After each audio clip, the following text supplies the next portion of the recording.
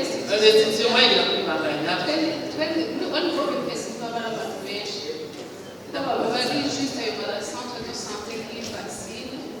ndakubaza rero hari 2 miliyoni hatari kuzinga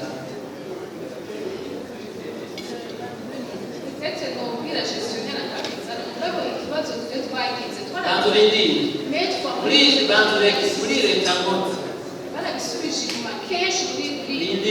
muri leta ngonzi nasubira bigeze kuvuga kwipakura ku mutwara ninde yasinye ikizima ya mahera yaje kukumva warasinye achane kuri konde cyangwa yapfuye we narindira gato wayavuye ko declaration de création professionnelle zabakoze akazi adeklara ati duhe turihe wafunguriye aba sare yari iyo ntavyo wabonye mbere ko amera ko kuri konti ya BPS ariko umuntu nkababisa genda buke ubona ko reka mode de gestion aha ntiwe n'ibintu mutwe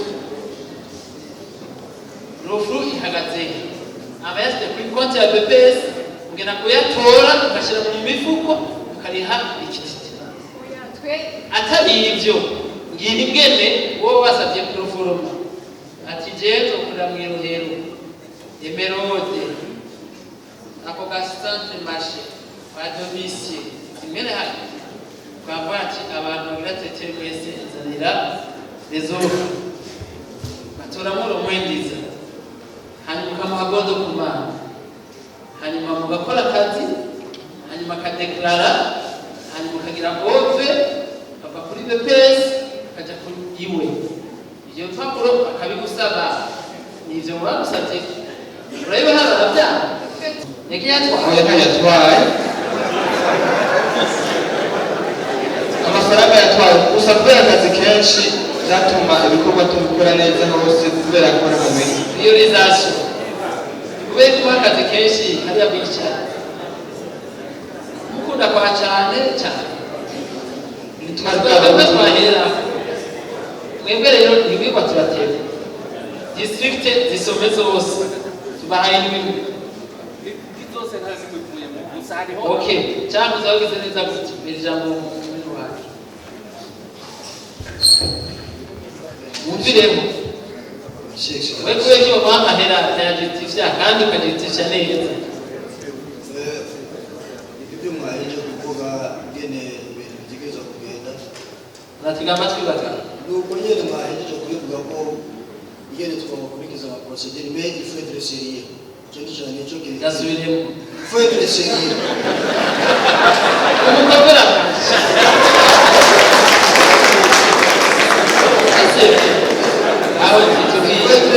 sérieux aussi exigeant uko utabaye sérieux ukaba kandi ube exigeant cyabifata byose ko tuba dufise deadline yo gutanga amandoze amapièces justificatives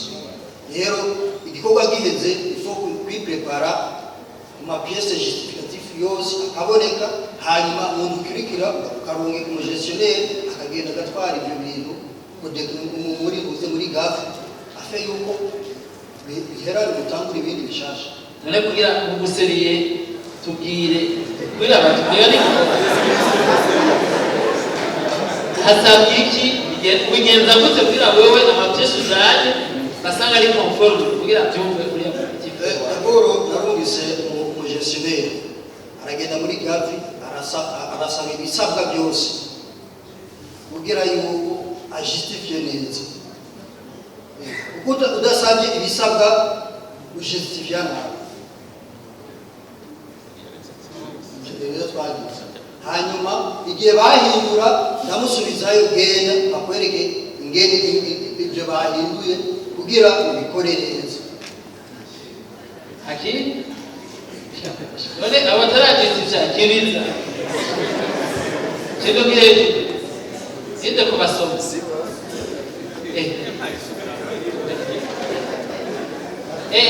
hariyo utamukorana kandi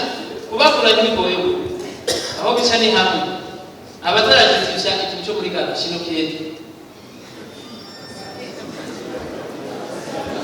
akigana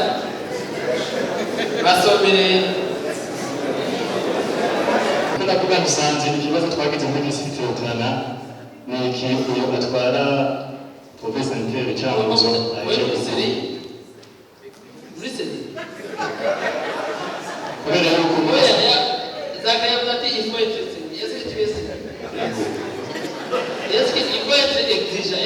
exija oui habuki kubera yuko muri district ya Rutana gestionnaire amaze kuza inshuro gatatu kwaba azanye certificative bamusubiza inyuma kubera ko kumburimira ngo atabazi itekerezo kuzana ne tukiri ngaho heza kabaza ati kwimu byansi musabizi ubwo rero sinzi ibana yagize ubwo no kuri amaze kuza inshuro gatatu bamusubiza inyuma newe desire mutwa iga byose muraza murubiza neza burya gestionnaire yagurubiye yego hama ikindi kibazo ngomba gestionnaire wawe uramutwara ko ndamutwara none ni nagute gwate gatatu kane gatanu mbe yamanutse uramuha fredo gusa yego none yakakumanuka kenshi gute amaze kuri hangahe amanukiye gusa agasubira inyuma cyane nishimye cyo kibazo uko district kirahomba none abereye iki ngezo ko zohera ko ejo kugira ngo kimusoba ngo hari ikindi kibazo kisera agomba kubwira n'abashikije abanyakubaho muri district hakunda kuba bisa abagestionnaire usanga yagiye kugira ngo turonke uza kumusubira akaba kirekire unavyibuka naraje iwanyu ASP gifa gufise umugestionnaire yagiye mu gukora muri code byafashe igihe kirekire ubu rero niwe twarose yarayigiye constant yari basabye kuzofasha wewe endaho bizeriya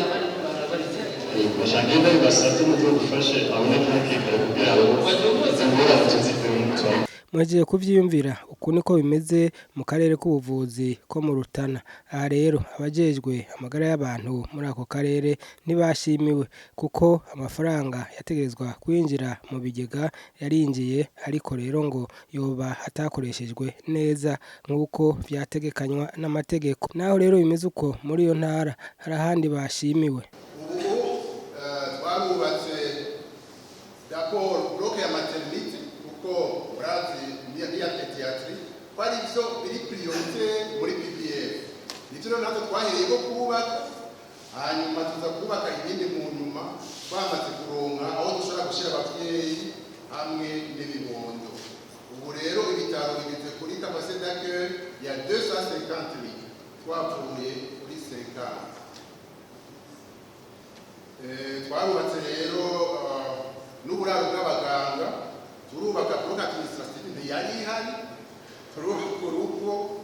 hanyuma nk'uko leta vyeyi idusaba gukora,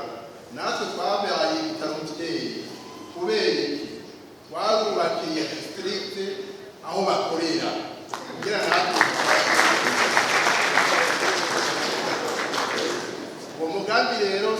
inyuma y'intumbero ya leta kuko bose turabakira. Urumva rero turafise ubu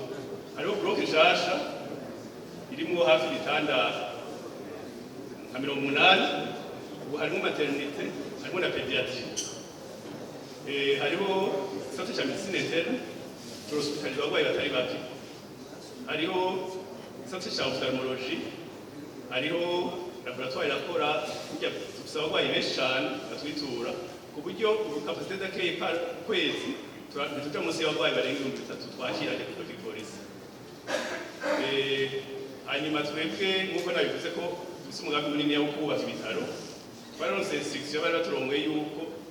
twogereza tugakoresha service de l'État. Aha hariho abantu boshingira intahe kuko deje hôpital militaire muri conseil d'administration, DPMR niwe président du conseil d'administration, tugitanga inama za mbere twagize tuti amahera twinjiza tuyonona twerekane yuko dufise ingene tuzoshobora kwirihira iyo credit tuzoba twaronse kugira ngo twubake ibyo bitaro. Iyo rero ntumbero dukorerako, amahera dukoresha ni ya service de l'État, turagereza tugahigwamwo abakozi, ayasigaye vya investissement tukabikuramwo. Ubu ni vya na PPF turonka, urumva twe ntitwokubaka muga turagira muri investissement tukagura imashini tuzazikora nk'izo muri laboratoire, tukagura ibitanda.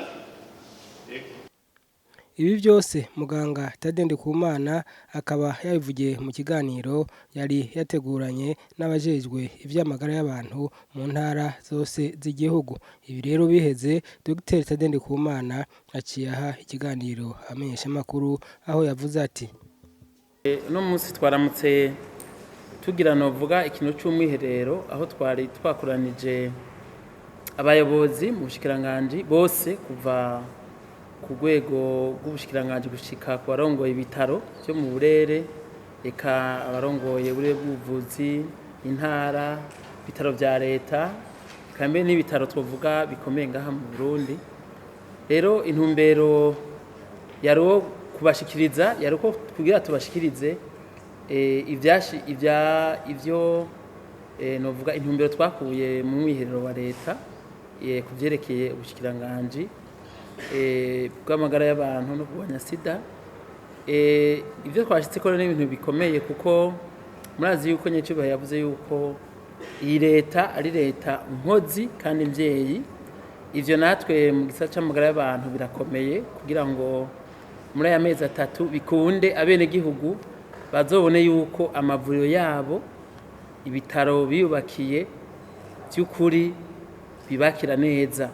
Umuntu akabona yuko agiye kwa muganga yituye umuvyeyi kugira mwubahirize amutunganirize ngateka kiwe ashobore kumuvura hanyuma ashobore kubandanya ibikorwa byo kwiteza imbere. Rero ivyo bihera icambere yuko murabizi ko leta y'u Burundi twashize Imana imbere nuko byose babikora mu rukundo hanyuma bakabikora nk'abavyikorera ikintu gikomeye cyane hanyuma bakabishyiramo umwete. Rero twari dusanzwe twaragize imigambi y'uno mwaka mugabo twongeye ko yuko barondera muri iyo migambi bagatoramo imigambi mikuru umwe wese ahaherereye ashobora kuzoba yashitse ko muri amezi 3 kugira ngo abene gihugu bazovuga bati ubushikiranganje bw'amagara y'abantu by'ukuri tubonamwe ubuvyeyi kandi ugizwe n'amakozi. Ivyo rero kwira bishike ko hari bisabwa nuko icambere nkuko leta yabisavye basubira kwitunganya neza mu buzi bakaraba yuko atamukozi numwe kuva hasi gushika hejuru adafise icakora. Ivyo rero bazobizana twabahaye gushika ku munsi wa 5 kugira ngo ntihagire abatonda bagimitsa abandi ngataco bariko barakufasha. Abo nabo dusanze barengako tuturondera handi tubashira nta uzokugwa bashobora gufasha bagakora akazi igihugu cabajeje. Hari abo uzosanga baja mu zindi service canke bakaja no mundi bushikiranganje. Ico ni cambere kugira ngo babone ko tugize urunani ata muntu atonda saa 1:30 agashindira ko saa 9:30 igera kugira ngo yitahire mu gataco yakoze. Ivyo rero nivyo tugiye gukora muri iyi ndwi kugira ngo tuzogire icegeranyo tubishikirize abaturongoye. Ivyo kandi bizofasha kugira ngo dushikire ryahangiro kuko abantu iyo bashize hamwe bashika kuri vyinshi mugabo iyo harimwo abagimitsa abandi bituma umwimbu utabamwiza hari habaruha n'abandi bakwembwa bicaye. Ikindi naco nuko bategezwa gushira imbere gutunganya neza ivy'igihugu andavugana cyane mu mavuriro ngira ngo bikurikiranye aho ibintu bya kaboko bitezwa gutuzwa igiturire. Ico ni ikintu ca kabiri bamaze gutunganya neza abakozi umwe wese bakamugenera ivyajejwe gukora niho kumukurikirana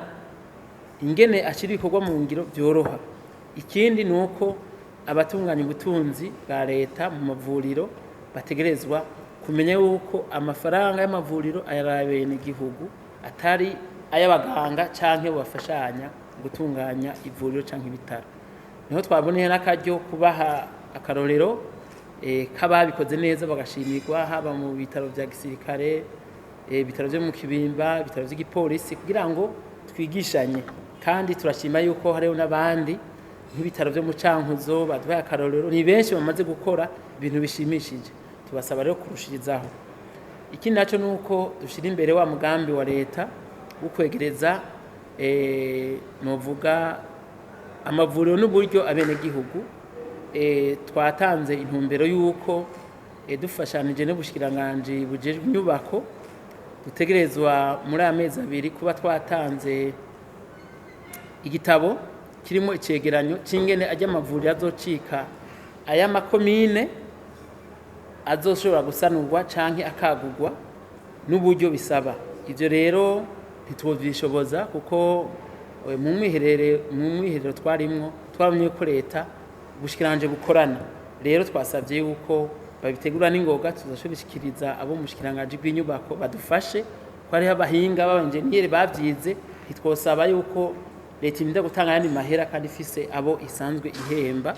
kugira ngo ico giho cihute na leta canke amakomine canke ucanse gushigikira ico gikorwa abona ati iri vuriro